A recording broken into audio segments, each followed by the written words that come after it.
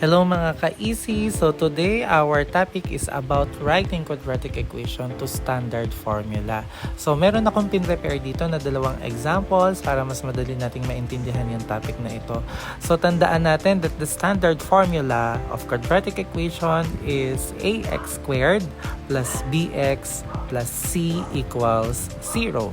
So unahin muna natin yung ating example 1. So kung makikita nyo sa example 1 ay meron tayong 3 sa kanan. So kailangan maging 0 yan. So that's why we will transpose that on the other side. So pag sinulat ulit natin, you have 3x squared. So you have plus 2x. And then now it will become negative 3 or minus 3 equals 0.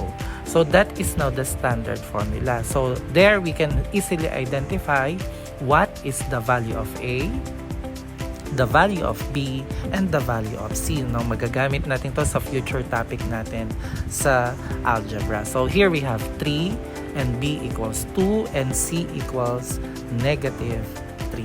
So you have there the standard formula for example 1. A, B, and C. So we will now proceed with our example 2.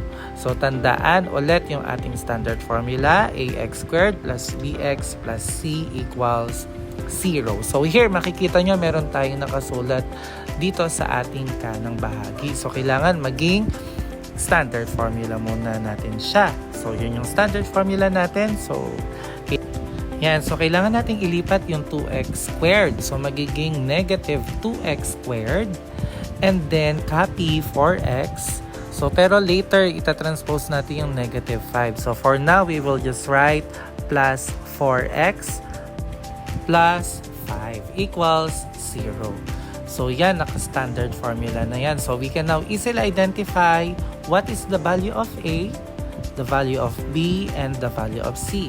Okay, so A is equal to negative 2, B is equal to 4, and C equals to 5. So, lagi din nating tatandaan that the values of A, B, and C are real numbers.